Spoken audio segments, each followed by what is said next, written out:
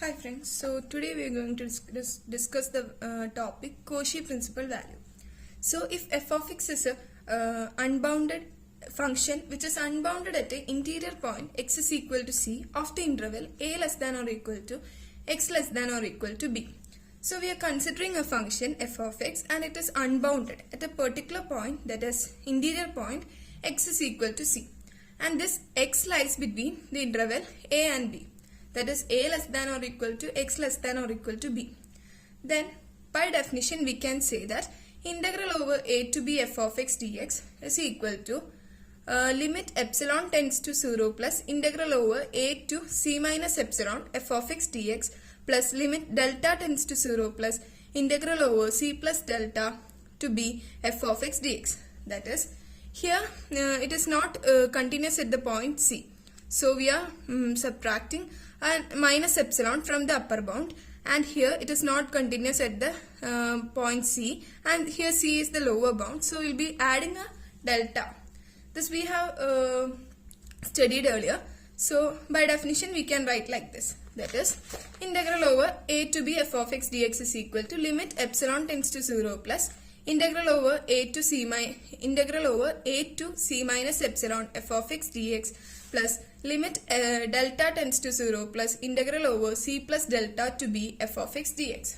Suppose one of its term is infinity, then we can say that the whole function will be tending to will be divergent. So in order to figure out that problem, we are actually taking the delta to be equal to epsilon. So we can write integral over a to b f of x dx is equal to limit epsilon tends to 0 plus integral over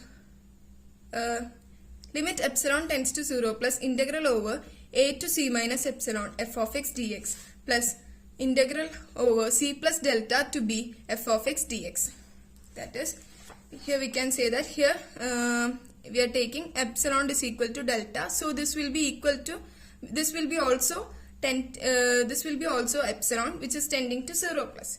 So that is what we have obtained. So this is called, this principal value is called Cauchy principal value.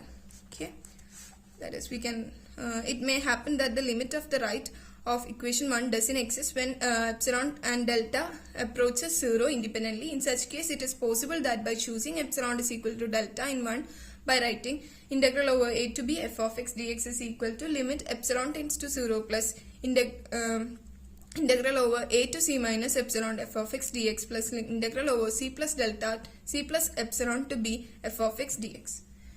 The limit does exist. If the limit of the right of the equation 2 does exist, we call this limiting value the Cauchy principal value, or simply the principal value of integral a to b f of x dx, and is usually denoted by principal value integral a to b f of x dx. This is certain symmetrically limit, and it is defined in the following 4 situation. So now we can see this definition. If the set of integration is interval a comma c union c comma b, where a less than c less than b are finite real numbers and the integral becomes improper at c, then we define its principal value to be principal value of a integral a to b f of x dx is equal to limit epsilon tends to 0 plus integral over a to c minus epsilon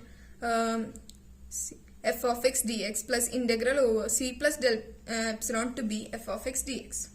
Okay, so here we are saying that if the integration, the interval is this and it is a finite real numbers, and the integral is becoming improper at the point c. Okay, that's why we are writing this interval like this. Then we can say the principal value is as follows. Okay, next definition. If the integral is improper simply because the set of integration is r is equal to open interval minus infinity comma infinity, then we define its principal value or Cauchy principal value to be integral over minus infinity to infinity f of x dx is equal to limit r tends to infinity integral minus r to r f of x dx. Okay, that is the case of r is equal to minus infinity comma infinity. Now considering these two equations, we can say these two definition, we can proceed with the next definition, that if both situation of the previous two definition occurs, that is, we have improper integrals over minus infinity comma c union c comma infinity with c element of R, then we combine the two definitions and we define the principal value of these integral to be minus infinity to infinity f of x dx is equal to pv minus infinity to infinity f of x dx is equal to limit epsilon tends to 0 plus r tends to infinity integral over minus r to c minus epsilon f of x dx plus integral over c plus epsilon to r f of x dx. Okay, that is the principal value. Now, if the fourth definition, if the set of integration is finite open interval, closed open interval a comma b, where a less than b are finite real numbers and the integral is improper just because the interval is open at both the endpoints, then we define the principal value of this integral to be pv integral over a to b f of x dx is equal to limit epsilon tends to 0 plus integral over a plus epsilon to b minus epsilon f of x dx. That is the case when the interval improper and the interval is open at both the endpoints. Okay, then by the above definition and by the following property of the definite real integrals, we can write integral over minus r to r f of x dx is equal to minus r to 0 f of x dx plus integral over 0 to r f of x dx. So from this we can conclude the following statement, that is, if the proper integral exists, then all the limiting process gives the same answer, which is the value of the improper integral, and so the principal value also exists and it's equal to the improper integral.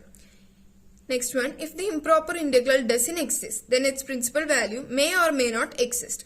Okay. Next one, if the principal value doesn't exist, then the improper integral doesn't exist either, since the principal value is one of the limiting processes. So from this, the principal value of an improper integral constitute a proper generalization of the improper integral. Thank you.